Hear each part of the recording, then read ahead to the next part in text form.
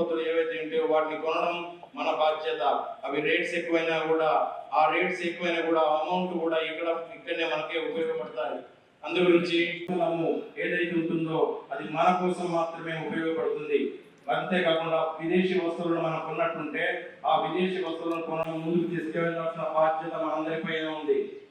ఈ ప్రకృతి పరిరక్షణలో భాగంగా మనం చెట్లను కాపాడుకోవాలి, మన భూమిని కాపాడుకోవాలి, అంతేకాకుండా వాటర్ను కాపాడుకోవాలి, అంతేకాకుండా వాతావరణాన్ని కూడా మనం కాపాడుకోవాల్సిన అవసరం ఉంది. ప్రకృతిని కాపాడుకోవాలంటే, భూమిని కాపాడుకోవాలంటే భూమిలో మింగిలి కాని వస్తువులు